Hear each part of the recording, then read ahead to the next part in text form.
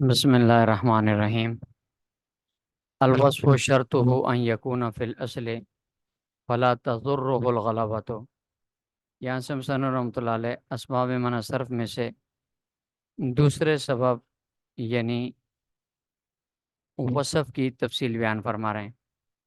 وصف کا لغوی معنی ہوتا ہے، لغوی معنی ہے اسم کا صفت کے معنی پر دلالت کرنا، کیونکہ اسم کی دو قسمیں، اس میں صفت اور اس میں ذات۔ اس میں ذات وہ ہوتا ہے کہ جو ذات والے معنی پر دلالت کرے، جیسے زید، بکر، عمر وغیرہ، اور اس میں صفت وہ ہوتا ہے جو کسی کی ذات کے ساتھ صفت والے معنی پر بھی دلالت کرے، جیسے احمر، اسود، کالی چیز، احمر، سرخ چیز۔ تو اور یہاں وصف سے مراد یہ دوسرا والا معنی ہے، یعنی اسم کا وصفی معنی پر دلالت کرنا۔ مصنف رحمۃ اللہ علیہ فرماتے ہیں کہ وصف کے غیر منصف کا سبب بننے کے لیے یہ شرط ہے ان یکون فی الاصل، کہ وہ اصل وضع کے اعتبار سے لفظ وصفی معنی کے لیے وضع کیا گیا ہو۔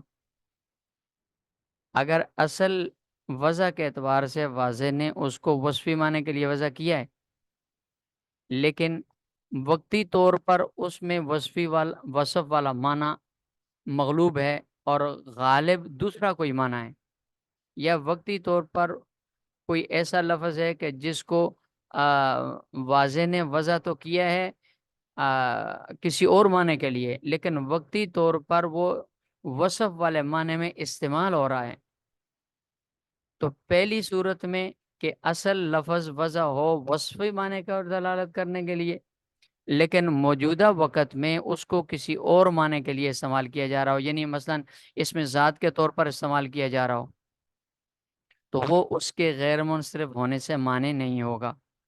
اور اگر وقتی طور پر یہ اصلاً اس کو وصف کے معنی کے لیے وضع نہ کیا گیا ہو، کسی اور معنی کے لیے وضع کیا گیا ہو، لیکن وقتی طور پر وہ وصف والے معنی پر دلالت کر رہا ہو، تو یہ اس کے غیر منصف ہونے کے لیے کافی نہیں ہوگا۔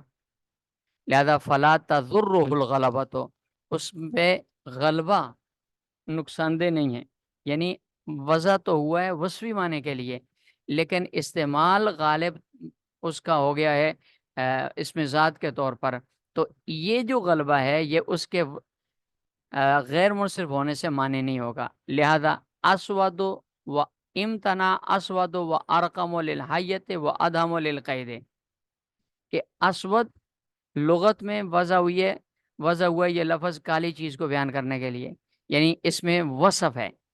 ارقم وضع ہوا ہے سفید اور سیاہ دھبوں والی چیز کو بیان کرنے کے لیے، یہ بھی وصف ہے۔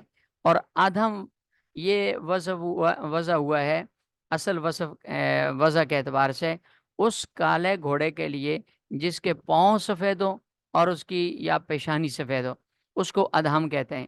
یہ وصفی نام ہے، تینوں اسود، ارقم، ادھم تینوں وصف کے لیے وضع ہوئے ہیں، لیکن اب موجودہ استعمال کے اعتبار سے یہ وصف کے لیے کم اور اسم ذات کے لیے زیادہ استعمال کیے جاتے ہیں۔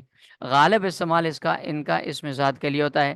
ارکم اور اسود یہ سانپ کو کہتے ہیں، اور ادھم یہ بیڑی، ہتھکڑی بیڑی جو کے لیے جو زنجیریں وغیرہ ہوتی ہیں اس کو ادھم کہا جاتا ہے، لیکن یہ غلبہ استعمال ان کو غیر منصرف ہونے سے معنی نہیں ہوگا، اس لیے وامتنع یہ تینوں الفاظ غیر منصرف ہوں گے۔ امتناع کا مطلب غیر منصرف ہوں گے۔ البتہ یہ اربعین کا جو لفظ ہے یہ اگرچہ نسبتین کی صفت بن رہا ہے، صفت پر دلالت کر رہا ہے، لیکن اپنی اصل وضع کے اعتبار سے یہ وصف نہیں ہے۔ اپنی اصل وضع میں یہ وضع ہوا تھا 4 کے عدد کو بیان کرنے کے لیے، اور وقتی طور پر اس کا استعمال صفت کے لیے ہو رہا ہے، اور صفت وقتیہ کافی نہیں ہے۔ وصف کے غیر منصرف کا سبب ہونے کے لیے واضح کی اصل وضع کے اعتبار سے وصف کے لیے ہونا ضروری ہے، اور وہ چونکہ نہیں پایا جاتا، یہ وقتی وصف کے لیے استعمال ہونا پایا جاتا ہے، اس لیے یہ غیر منصرف نہیں ہوگا۔ فلذالک، اسی وجہ سے یہ صرف اربعون کے لفظ کو منصرف پڑھا جائے گا فی مررت بنسبت اربعین، اس مثال میں کہ میں گزرا 4 عورتوں کے پاس سے، میں گزرا ایسی اتنی عورتوں کے پاس سے جو 4 تھیں، تو اربعین یہ نسبت ان کی صفت ہے. ومتنا اور ممتنع ہوگا یعنی غیر منصرف ہوں گے. اسود کا لفظ، ارقم کا لفظ، للحیت جو کہ سام کے لیے وضع کیے گئے. وہ ادہم اور ادہم کا لفظ غیر منصرف ہوگا. للقید جو وضع کیے گئے ہیں وصف کے لیے لیکن ان کا استعمال ہوتا ہے قید یعنی بیڑی کے لیے. اسود ارقم وضع ہوئے ہیں وصف کے لیے لیکن اب استعمال ہوتے ہیں للحیت سام کے نام کے طور پر. وضعف منع افعال الحیت واجدل للصقر واخیل للطائر. ان تین الفاظ کے منصرف اور غیر منصرف ہونے میں اختلاف ہے. بعض حضرات یہ کہتے ہیں کہ افعا، اجدل، اخیل یہ غیر منصرف ہیں اس لیے کہ واضح نے افعا کا لفظ استعمال کیا ہے موذی چیز کے لیے اور اجدل کا لفظ استعمال وضع کیا ہے واضح نے مضبوط اور توانا اور قوی چیز کے لیے. اور اخیل کا لفظ واضح نے وضع کیا ہے سفید اور دوسرے رنگ کے دھبے والی چیز کے لیے. دھبوں والی چیز کے لیے سفید اور دوسرے رنگ کا دھبا ہو، کالا اور دوسرے رنگ کا دھبا ہو، اس چیز کے لیے اخیل کا لفظ وضع کیا ہے.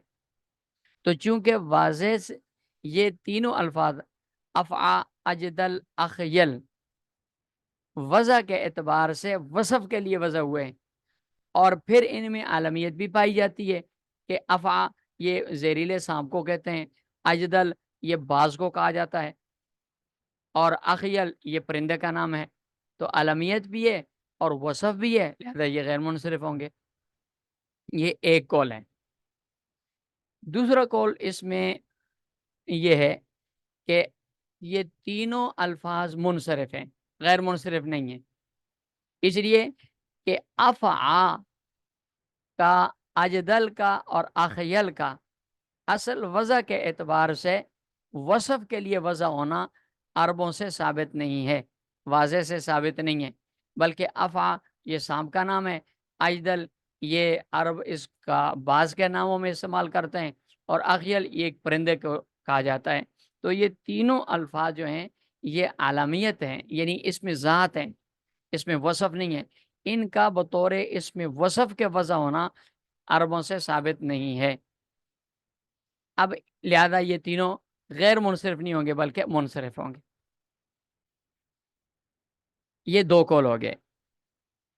تو مصنف رحمۃ اللہ علیہ کو دوسرا قول پسند ہے یعنی یہ تینوں الفاظ اس میں ذات ہونے کی وجہ سے اس کے لیے غیر منصرف ہونے کے لیے غیر منصرف نہیں ہوں گے اس میں ذات ہونے کی وجہ سے، اس لیے کہ عربوں سے اس میں وصف کے طور پر ان کا وضع ہونا ثابت نہیں ہے. کوئی یقینی طور پر نہیں کہہ سکتا کہ یہ عربوں سے اصل واضح سے صفت کے معنی کے لیے وضع ہونا ثابت ہے. یہ بات یقینی طور پر نہیں کہی جا سکتی بلکہ یہ بھی ممکن ہے کہ اس کی وضع وصف کے لیے ہوئی ہو اور یہ بھی ممکن ہے کہ اس کی وضع ذات کے لیے ہوئی ہو. تو جب وضع وصف کے لیے ہونا یقین نہیں ہے اور وصف کے لیے شرط یہی ہے کہ یقینی طور پر اس کی وضع وصف کے لیے ہوئی ہو تو یہ شرط چونکہ نہیں پائی جاتی اس لیے یہ غیر منصرف نہیں ہے بلکہ یہ منصرف ہوں گے. ان کا غیر منصرف ہونا ضعیف ہے. وضعف منع افعا للحیت، افعا کا سام کے نام کے طور پر استعمال ہونا،